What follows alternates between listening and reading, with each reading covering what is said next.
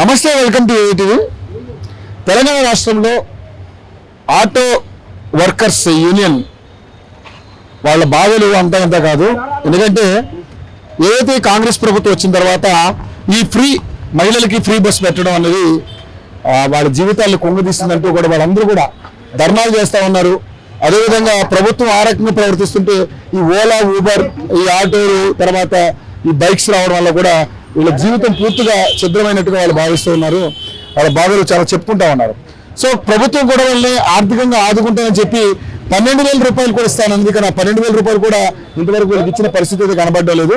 ఏదైనా auto workers, auto వాళ్ళ జీవితాలు అయితే చాలా దారుణంగా ఉన్నాయని మాట్లాడుతాను. ముఖ్యంగా ఈ మహిళలకి ఇస్తున్నటువంటి ఫ్రీ బస్ అనేది వీళ్ళకి చాలా ఇబ్బంది కలిగించింది. ఈరోజు గతంలో అంటే రోజుకి ఒక 1,500, 2,000 సంపాదించుకునే వాళ్ళు ఈరోజు 500 సంపాదించడానికి చాలా కష్టపడుతున్నటువంటి పరిస్థితులు కనబడతా ఉన్నాయి. పిల్లలతో బతుకు ఏ విధంగా ముందుకు సాగించాలనేది వాళ్ళు ఆవేదన వ్యక్తం చేస్తా ఉన్నారు. సో ఆటో వర్కర్స్ అంతా ఇక్కడ ఉన్నారు. ఈరోజు వీళ్ళు ఒక కాల్ఫర్ చేశారు. ఏదో ఆటో యూనియన్ వాళ్ళు కూడా ఒక ధర్నా చేయాలనుకున్నారు, బంద్ పెట్టాలనుకున్నారు. సో వీళ్ళని అడిగి తెలుసుకుందాం వీళ్ళ జీవితాలు ఏ విధంగా ఉన్నాయి, మరి రాబోయే జిహెచ్ఎంసీ ఎన్నికల్లో మరి వీళ్ళ అభిప్రాయం ఏ విధంగా ఉంది, అదేవిధంగా వీళ్ళ అభిప్రాయం ఏ విధంగా ఉందని చూసి మాట్లాడదాం. అన్న నమస్తే అన్న, ఏం పేరు అన్న? నా పేరు ముస్తఫా. ఎన్ని సంవత్సరాలు నడుపుతున్నా ఆటో? నేను 25 years నుంచి నడుపుతున్నా. చిన్నప్పటి నుంచి లైసెన్స్ లేకుంటే అప్పటి నుంచి నడుపుతున్నా. అవునా?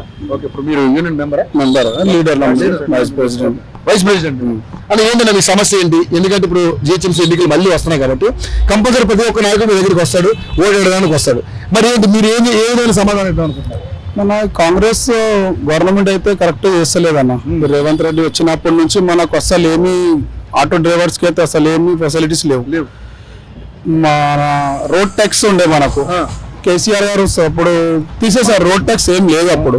ఇప్పుడు ఫోటోలో పోలీస్ వాళ్ళ వల్ల మనకు ఇబ్బంది. డైలీ ఫోటోలో మనం సంపాదించాడు 500, వాళ్ళకి పెట్టేది 300 అయిపోతుంది. ఆ 200 మాకు మిగిలేదు. కిరాయి, రెంట్ బండ్లు, రెంట్ ఎంతో మంది ఇక్కడ ఉన్నటోళ్ళు చాలా మంది రెంటర్లు. రెంటర్స్ నడుపుకునే వాళ్ళు 300, 400 రెంట్ ఎడికెళ్ళి కట్టుకుంటారు చెప్పు. ఆ విధానంగా ఏంటంటే ఈ గవర్నమెంట్ ఈ పోలీసు వాళ్ళకి కూడా చాలా ఫ్రీడమ్ ఇచ్చేసింది. వాళ్ళు ఏడవడితే ఆడ దర్శనం చేస్తారు. ల్యాండ్ ఆర్డర్ కంటే ముందు ఫోటో కొట్టడానికి ఎక్కువ లైన్ ఆర్డర్ వల్ల ప్రాబ్లం లేదు. లైన్ ఆర్డర్ చాలా బాగుంది. ట్రాఫిక్ వల్ల మనకు ఇబ్బంది. మేము ఇక్కడ ప్రతి ఒక్కళ్ళు యూనియన్ తరఫున ముగ్గురు మనుషులను కూర్చోబెట్టి లైన్ మెయింటెనెన్స్ చేస్తాం. ఆ విధంగా వాళ్ళు అది కూడా చూడకుండా వీళ్ళు కలిసి ఫైన్లే కొడతారు.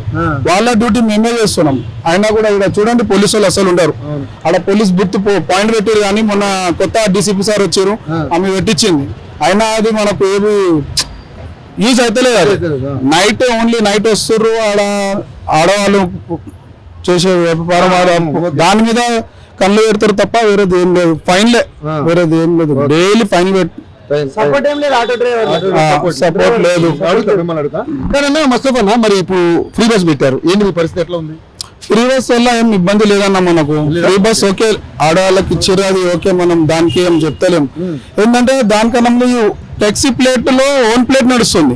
బైక్, ఓలా, ఉబర్ అలాంటి దాని మీద ఏం టెన్షన్. వాళ్ళు చాలా మంది ఫ్రీ బస్ పెట్టినాకనే మా ఆటో వాళ్ళ పరిస్థితి బాగోలేదు. చాలా మంది ఆటో డ్రైవర్లు మాట్లాడుతున్నారు. కొంత చెప్తారన్న, ఇప్పుడు ఏం చేస్తాం చెప్పి, వాళ్ళ పరిస్థితి వాళ్ళది, మాది మాకు. గవర్నమెంట్ ఇచ్చింది, మనం ఎవరేం చేయలేం. కొత్తగా మరి గవర్నమెంట్ ఆటోలు పెడుతున్నట్టుంది కదా, అది వేస్ట్ అన్న. అది ఆటోలు వాళ్ళు ఆర్టీసీకి ఇస్తా అని చెప్తారు, మళ్ళీ మేమేడికి వాళ్ళు మేము దొంగతనాలు చేయాలి అన్ని. వాళ్ళు ఆర్టీసీకి ఇస్తారు, లేడీస్ కి బస్ ఫ్రీ పెడతారు. అవి ఇచ్చినాక మేమేం చేయాలంటే దొంగతనాలు, మర్డర్లు, రేపులు అవి చేసుకుంటూ తిరగాలి. ఇక వీళ్ళు జైలు నింపుకొని ఇక మా కుటుంబాలన్నీ రోడ్డు మీదకి రావాల్సింది. ఇక వేరేది ఏం కాదు. అంత పెద్ద పెద్ద మాట్లాడుతున్నాను, ఎందుకంటే బాగా అనిపిస్తుంది నాకు కూడా. కానీ మరి నిజంగానే మరి ఈ ప్రభుత్వం వచ్చిన తర్వాత మీకు మంచిగా లేదనిపిస్తుందా? లేదు, ఈ ప్రభుత్వంలో అస్సలు పేదవాళ్ళు అసలు బతకలేడు. రోడ్డు మీద పండ్లు అమ్మేటోళ్ళకి బతకనిస్తలేరు, ఆటో నడిపేటోళ్ళకి బతకనిస్తలేరు, తీసేస్తారు. రోడ్డు మీద బండ్లు తీయడం వేరేది, బండ్ల మీద ఫైన్ డబల్ వేస్తున్నారు వాళ్ళు. వాళ్ళ మీద కూడా 300 ఫైన్ ఇప్పుడు ఒక ట్రాఫిక్ వాళ్ళే కొడుతున్నారు. అది కూడా ఒక్కసారి ఫోటో తీసుకుంటే 300 ఫైన్ వాళ్ళు నెల డైలీ మార్నింగ్ పొద్దున్న నుంచి సాయంత్రం వరకు 1000 రూపాయలు చేస్తారు. ఆ అన్ని వాళ్ళకి 1000 రూపాయలకి 300 ఇస్తాడు చేసేట ఆయన ఓనర్. ఆ 300 కూడా ఫైన్ కింద కట్టుకుంటారు వాళ్ళు. ఆ పరిస్థితి ఇక అందుకే చాలా ఇబ్బంది ఘోరంగా ఉంది కాంగ్రెస్ గవర్నమెంట్ లో. చాలా ఇప్పుడు జిహెచ్ఎంసీ ఎన్నికలు రాబోతున్నాయన్న, మరి ఏమనుకుంటున్నారు మీరు? రావాలి, ఇప్పుడు కేసీఆర్ రావాలి అంతే. టిఆర్ఎస్ రావాలి, కారు గుర్తు మీద అని అందరు ఓటేసి పబ్లిక్ అంతా కేసీఆర్ ని గెలుపుకోవాలి అంతే, వేరేది ఏం లేదు. 6 గ్యారెంటీలు అంటున్నాడుగా, మీకు 6 గ్యారెంటీలు ఎడయిచ్చి గ్యారంటీ లేదు, ఏం లేదు. ఆటో డ్రైవర్లకి మనకు ఏమి ఇస్తా అని చెప్పిండు, నెలకి పైసలు ఇస్తా అన్నాడు, సంవత్సరంకి ఇస్తా అన్నాడు, అది కూడా ఏం చేస్తలేడు. డబుల్ బెడ్రూమ్ లను మా ఇంత మందిలోకి వెళ్ళి ఒక్కరికి కూడా రాలే, ఇంద్రమ్మాయిలు ఒక్కరికి రాలే, ఎవరికి రాలే. ఇక్కడ పేదోనికి ఏం రావట్లే. ఈ కుకట్పల్లి నియోజకవర్గంలో ఎక్కడో ఆంధ్రాలో ఉన్న అమ్మకి ఏమో ఇల్లు వచ్చింది, ఇక ఈయన ఉన్నటోళ్ళం మేము, మాకు ఇల్లు వస్తలేదు. ఈయన పుట్టినాం, మా అమ్మ మా తాత ఈయన పుట్టిండు, ఇక మాకు ఇల్లు వస్తలేదు. ఏం చేస్తాం చెప్పు, అట్లా ఉంది, గౌరవంగా ఉంది పరిస్థితి అన్న. చాలా 200 యూనిట్ల కరెంట్ వస్తుందా? అది కూడా వస్తుంది కరెంట్ అస్సలు వస్తలేదు అన్న. క్లోజ్ టైమింగ్ గంటలు 2 సాయంత్రం బిల్లు 100% కట్టాల్సిందే. ఫ్రీ ఫ్రీ వాళ్ళకి తక్కువ యూనిట్లు వాళ్ళకి ఫ్రీ ఇస్తుండ్రు, ఉదయ్ వీళ్ళకి కట్టాల్సిందే బిల్. 500 ఫ్రీ గ్యాస్ అన్నాడు, అది లేదు. గ్యాస్ కూడా లేదు, గ్యాస్ లేదు. ఆడవాళ్ళకి ఒక 250 2500 ఇస్తా అన్నాడు, ఆ గ్యారంటీ లేదు, ఏది లేదన్న. ఖాళీ చెప్పడమే నోరుతోని తప్ప వేరేది ఏం లేదు. సో ఇప్పుడు గతంలో 5 ఏళ్ళు, ఇప్పుడు వీరికి 5 ఏళ్ళు అవకాశం ఇచ్చారు, మరి గతంలో బీఆర్ఎస్ కు 10 ఏళ్ళు అవకాశం ఇచ్చారు, ఇప్పుడు బీజేపీకి ఛాన్స్ ఉంటుందా? చెప్పలేమన్నా, ఇస్తాం. బీజేపీ కూడా మంచి చేస్తే బీజేపీ కూడా ఓటేస్తాం, టెన్షన్ లేదు. ఏ గవర్నమెంట్ అయినా కానీ పేదవాళ్ళకి మంచి జరిగినప్పుడు బీజేపీ లేదు, టిఆర్ఎస్ లేదు, ఎంఐఎం లేదు, కాంగ్రెస్ లేదు, ఏ పార్టీ అట్లాంటిది లేదు. మాకు లాభం జరిగితే 100% మన గరీబ్ వాళ్ళం కాబట్టి మనకి అన్ని ఏదో వాళ్ళందరం ఓటు 100% వేస్తాం, తప్పదు, వేస్తాం బరాబర్. ఇప్పుడు ఎస్ఐఆర్ అనేది ఓటు ఇచ్చింది, ఈ దొంగ ఓట్లు కానీ ఎక్స్ట్రా ఓట్లు కానీ ఇక్కడ అక్కడ 2 ఓట్లు బాగానే ఉందన్న. ఇప్పుడు దొంగ ఓట్లు అంటే ఇప్పుడు ఆంధ్రాలో కొంతమంది, తెలంగాణ కొంతమంది, కర్ణాటకలో, మహారాష్ట్ర వాళ్ళు అందరూ ఒకటే చోట వచ్చి ఈడ ఓట్లు వేస్తారు. మా ఓటకు పోతుంది, వాళ్ళకి అక్కడ కట్ అయిపోవాలి, అక్కడ కూడా వేస్తారు, ఇక్కడ కూడా వేస్తారు. మేము ఒకటే చోట ఓటు వేస్తాం, తెలంగాణ నుండి తెలంగాణలో ఆ ఒక్క ఓటు, అది మంచిగా ఉంది. సెంట్రల్ గవర్నమెంట్ ఏదైతే పాలసీ తీసింది అది బాగుంది అన్న, బాగుంది, అది తీసేసేయాలి. సో మొత్తానికైతే మీకు గవర్నమెంట్ నుంచి మంచి మంచి పథకాలు రావాలి, ఎందుకంటే మిమ్మల్ని పేదవాళ్ళు కాబట్టి మిమ్మల్ని ఆదుకోవాలంటారు. సో గవర్నమెంట్ కూడా ఒకసారి ఆలోచించాలి, వీళ్ళందరికీ ఎవరు కూడా ఇల్లు లేవు, వీళ్ళందరూ కూడా ఎవరో అంటే అధికారులకి అడుగులు మడుగులు ఎత్తే వాళ్ళకి మాత్రం ఇల్లు ఇస్తున్నారు, పేదవాళ్ళు ఆటోలు నలుపుకునే వాళ్ళు వీళ్ళందరికీ ఇంద్రం ఇల్లు ఇచ్చి వీళ్ళందరూ ఆదుకోవాలని కోరుకుంటున్నారు. ఇంద్రమ్మ ఇల్లులో ఇప్పుడు 10,000 కట్టేసి ఇల్లు కట్టుకోవాలి, స్కీమ్ మీద పెట్టిరు కొత్తది, మేము కట్టలేకపోతున్నాం. అది 10,000 మా దగ్గర ఉంటే ఒక ఆటో కొనుక్కుంటాం ఈఎంఐ మీద, 10,000 ఇంటికి ఎడకెళ్ళి కట్టుకుంటాం, డౌన్ పేమెంట్ కొనుక్కుంటాం. మరి ఏం చేస్తాం చెప్పు, మళ్ళీ ఇల్లు ఇచ్చినాక 5 లక్షలు కట్టినారు, ఏడికెళ్ళి కడతాం చెప్పు. 5 లక్షలు కట్టిన 5 లక్షలు ఉంటే ఈ ఆటోలు ఎందుకు నడుపుతాం, ఇక ఏదైనా బిజినెస్ చేసుకుంటాం అంతే, ఇక వేస్ట్ అది. అన్న మీ పేరు ఏం పేరు? రమేష్. మీరేం చేస్తుంటారు? Auto driver. సో ఎలా ఉంది పరిస్థితి మాకైతే కొంత వాల్యూ ఇస్తలేరు ఆటో డ్రైవర్లకు, వాల్యూ లేదు మాకు, డ్రైవర్లకు వాల్యూ లేదు, అదొకటి. ఇంకొకటి మాకు చలానాలు చాలా ఎక్కువ పడుతున్నాయి. మేము నడుపుకున్నామంటే ఫ్రీ బస్సెస్ మీరు అన్నట్టు మూవ్ కాలేకపోతున్నాం, ఒకటి రెంట్ కట్టలేకపోతున్నాం, అటు ఆటో రెంట్ కట్టలేకపోతున్నాం, ఇటు ఇండ్లు ఇస్తలేరు, అటు ఆటో రెంట్ కట్టలేకపోతున్నాం, రెండిట్లో సఫర్ అవుతున్నాం. చాలా అంటే చాలా సఫర్ అవుతున్నాం, అసలు ప్రాబ్లమ్స్ చాలా ఉన్నాయి, చెప్పుకోలేని ప్రాబ్లమ్స్. వాళ్ళైతే టీవీల ముందర కూర్చొని చాలా చెప్తున్నారు, కానీ మేమైతే సఫర్ అనేది ఇక్కడ వచ్చి నడిపి చూస్తే తెలుస్తుంది. మాకైతే చాలా అంటే ఏదైనా కష్టం విలువ తెలుస్తుంది, ఆ టీవీల ముందర కూర్చొని చెప్తే కాదు, వచ్చి చూడండి ఒకసారి మా వ్యవస్థ. మరి కాంగ్రెస్ ప్రభుత్వం పేదల ప్రభుత్వం, మరి ప్రజాపాలన అంటున్నాడు, పేదల ప్రభుత్వం ఆయన అంటే సార్ ఇక్కడ ఫోటోలు కొట్టమంటున్నాడు, అక్కడ బ్యాంకులకి వెళ్ళి కట్ చేసుకోమంటున్నాడు, ఇక్కడ ఫోటోలు కొట్టమంటున్నాడు. ఆటో డ్రైవర్లకు వాల్యూ ఏమని చెప్పండి, తర్వాత మిగతా ఏమైనా ఏమని చెప్పండి. ఆటో డ్రైవర్లకు వాల్యూ లేదు రోడ్డు మీద. ఫస్ట్ ఆఫ్ ఆల్ అది వాల్యూ ఇచ్చిన తర్వాత సెల్ఫ్ రెస్పెక్ట్ లేదు, సెల్ఫ్ రెస్పెక్ట్ మా మీద లేనే లేదు.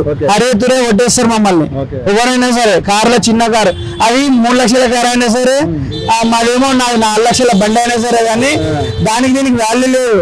కారు ఎవడు వచ్చిందా అంటే మేము పక్క జరిగిపోవాలి, మాదే తప్పు. పోలీస్ స్టేషన్ పోయినా కానీ మాదే తప్పు ఉంటుంది ఆడ, ఎందుకంటే ఆటో డ్రైవర్ ఏడు అంటే అరే అంటారు, మళ్ళీ అరే అంటారు.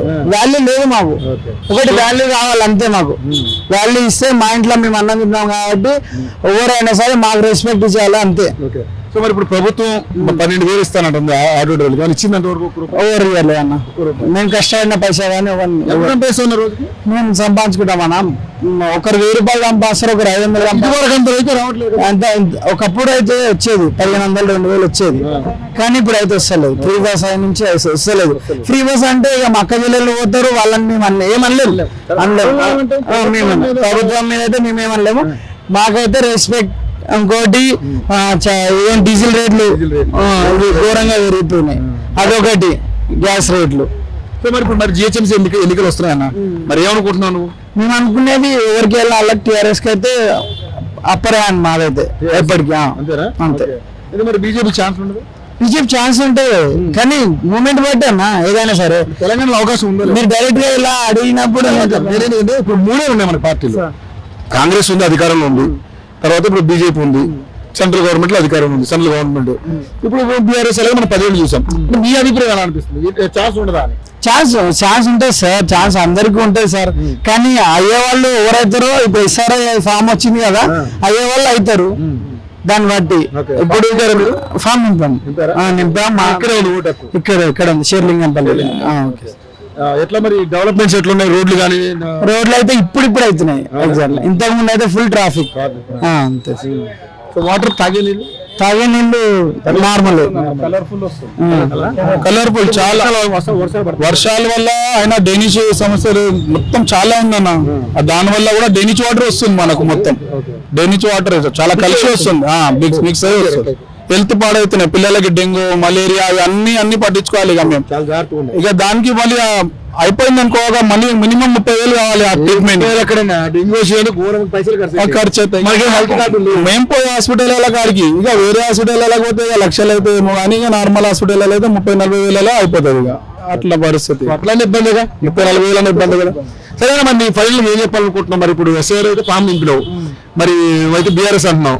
సో బీజేపీ నేను కాదు, అన్ని పార్టీలకు సపోర్ట్ ఉంటాం, మేము అందరికి సపోర్ట్ ఉంటాం. మాకు సపోర్ట్ చేస్తే ఆటో యూనియన్ లీడర్లకు సపోర్ట్ చేస్తే, మా అన్నలకు లీడర్లకు సపోర్ట్ చేసి మమ్మల్ని మూవ్ చేస్తే ఏ పార్టీకైనా మేము సపోర్ట్ చేస్తాం. కాంగ్రెస్ కానీ టీఆర్ఎస్ కానీ అది బీజేపీ కానీ మేము బతకాలే కదన్నా.